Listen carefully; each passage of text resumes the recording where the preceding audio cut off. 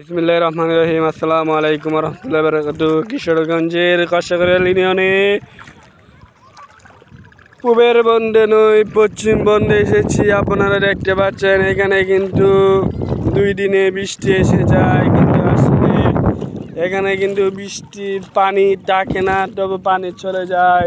কিন্তু বিস্তারিত শোনার জন্য আগ্রহী থাকবেন এবং সবার দেখার জন্য চেষ্টা করবেন এবং আমার ভিডিওর লাইক কমেন্ট শেয়ার করবেন এবং আপনারা সবাই পাশে থাকার জন্য চেষ্টা করবেন।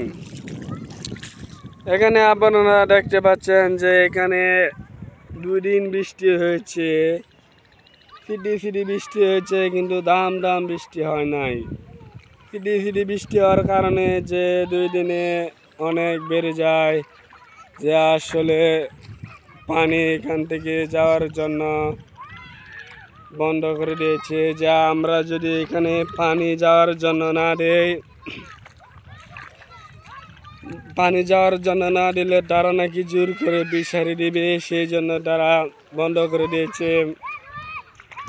আর আপনারা অনেক কিছুই জানেন না, তবে বিস্তারিত জানার জন্য চেষ্টা করবেন।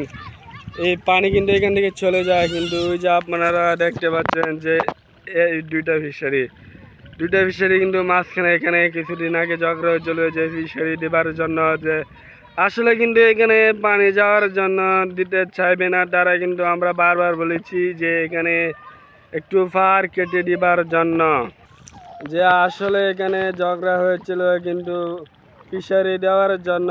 কিন্তু তারা 2 জন এক মালিককে কিন্তু তারা ফিশারি দিবার জন্য চেষ্টা করতেছে এবং তারা পানি যাওয়ার লাইন বন্ধ করে দিয়েছে। আমি কিন্তু আসলে দুঃখের বিষয় আবেদন জানাবো যে পানি যাওয়ার জন্য ব্যবস্থা করে এবং দ্রুত তাড়াতাড়ি যেন ফিশারি বন্ধ হয়ে যায়।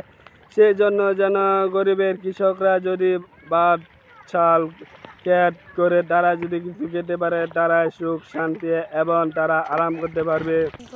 কিন্তু আসলে কি আর বলবো, যে বলার মুখের ভাষায় না, যে তারা আসলে যে ফিশারি বানায়া তারা কি মাছ খাবে, কিন্তু ক্ষেত বিক্রি করে তারা কি ভাত খাবার জন্য চেষ্টা করবে না?